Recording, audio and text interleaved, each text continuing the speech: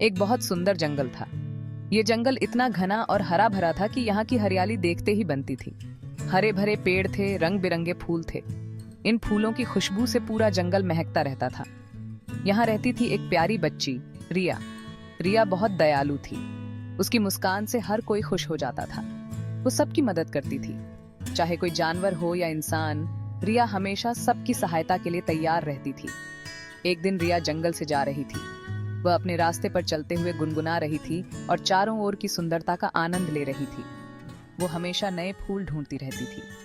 उसे फूलों से बहुत प्यार था और वह हर दिन नए नए फूलों की खोज में रहती थी। उस दिन उसे एक अजीब गुलाब दिखाई दिया। ये गुलाब काला था। उसने पहले कभी ऐसा गुलाब नहीं देखा था। रिया ने सोचा, यह तो अनोखा है। उसकी आंखें चमक उठीं और वह उस गुलाब को करीब से देखने लगी। वह उसे छूने ही वाली थी कि अचानक एक अजीब सी आवाज सुनाई दी। एक डरावनी आवाज आई, रुको! रिया डर गई। उसकी धड़कनें तेज हो गईं और उसने चारों ओर देखा। यह आवाज एक विशाल डरावने राक्षस की थी। राक्षस ने कहा, यह गुलाब मेरा है, इसे मत छूना। रिया ने डरते हुए पीछे हट गई।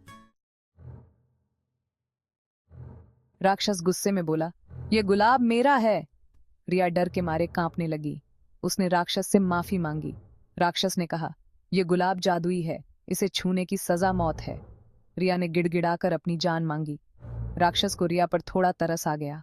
उसने कहा, ठीक है, मैं तुम्हें छोड़ता हूं, लेकिन एक शर्त पर। तुम हर रोज मुझे एक कहानी सुनाने आओगी, राक्षस ने कहा। रिया के पास और कोई रास्ता नहीं था। वह मान गई। रिया रोज राक्षस के पास जाती। पहले तो उसे बहुत डर लगता था, लेकिन धीरे धीरे डर कम होने लगा। वह राक्षस को अलग अलग कहानियां सुनाती। राक्षस भी ध्यान से सुनता। कभी कभी तो वह हंस भी देता। एक दिन रिया ने राक्षस से पूछ ही लिया, तुम इतने डरावने क्यों हो? राक्षस उदास हो गया। उसने बताया कि वह एक राजकुमार था। एक चुड़ैल ने उसे शाप दे दिया था। सिर्फ सच्चा प्यार ही इस शाप को तोड़ सकता है, उसने कहा। रिया को राक्षस पर बहुत तरस आने लगा। वह जानती थी कि हर किसी के दिल में कुछ न कुछ दर्द छुपा होता है।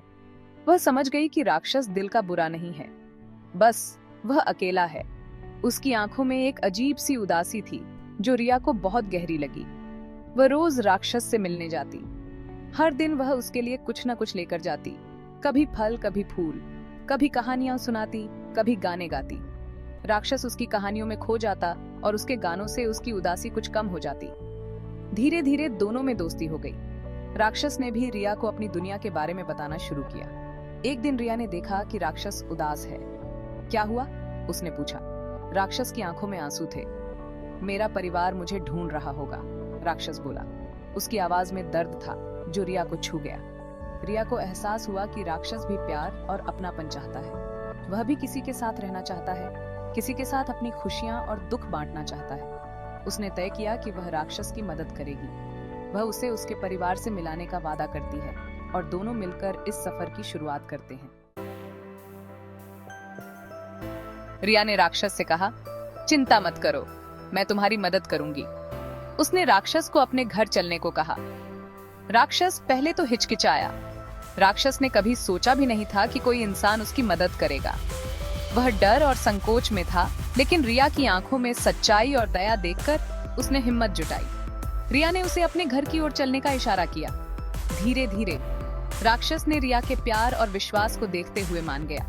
उसने अपने भारी कदमों से रिया का पीछा किया और दोनों जंगल से बाहर निकल आए। जंगल से बाहर निकलते ही गांव वालों ने राक्षस को देखा तो बहुत डर गए। वे सोच भी नहीं सकते थे कि रिया एक राक्षस को अपने साथ ले आएगी। गांव वालों ने राक्षस को देखा तो बहुत डर गए।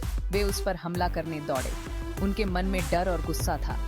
वे उस पर हमला करने दौड़े, लेकिन रिया ने सबको रोक दिया। उसने अपने हाथों से इशारा किया और सबको शांत रहने को कहा। रिया ने सबको रोक दिया। उसने कहा, डरो मत, ये बुरा नहीं है। डरो मत, ये बुरा नहीं है, रिया ने कहा। उसने सबको राक्षस की कहानी सुनाई। उसने बताया कि कैसे राक्षस भी कभी इंसान था, लेकिन एक श्राप के कारण वह राक्षस बन गया। उसने सबको राक्षस की कहानी सुनाई। सब हैरान रह गए। उन्होंने रिया की बातों को ध्यान से सुना और समझा कि राक्षस भी एक समय में उनकी तरह ही था। धीरे धीरे गांव वालों का डर कम हो गया और उन्होंने राक्षस को स्वीकार कर लिया। गांव वालों ने रिया की बातों पर यकीन कर लिया। उन्होंने राक्षस को अपना लिया। राक्षस बहुत खुश हुआ। उसी समय एक चमत्कार हुआ। जैसे ही राक्षस को प्यार और स्वीकृति मिली, उसका शाप टूट गया। वह वापस राजकुमार बन गया। सब लोग खुशी से नाचने लगे। राजकुमार ने रिया का शुक्रिया अदा किया। तुमने मुझे सच्चे प्यार का मतलब समझाया, राजकुमार ने कहा। रिया मुस्कुरा दी। उसे बहुत अच्छा लग रहा था। राजकुमार रिया को अपने साथ अपने महल ले गया। पूरे राज्य में खुशियां मनाई गईं। सब लोग राजकुमार के लौटने पर बहुत खुश थे। राजकुमार और रिया ने धूमधाम से शादी कर ली। वे हमेशा के लिए खुशी खुशी रहने लगे। उनका प्यार पूरी दुनिया के लिए मिसाल बन गया। रिया ने अपनी दयालुता और प्यार से न सिर्फ एक राक्षस का शाप तोड़ा, बल्कि एक राजकुमार को उसका खोया हुआ प्यार भी लौटा दिया। इस कहानी से हमें यह सीख मिलती है कि असली खूबसूरती रूप रंग में नहीं, बल्कि दिल में होती है। जो व्यक्ति दयालु और प्यार करने वाला होता है, वही सच्चे अर्थ में खूबसूरत होता है।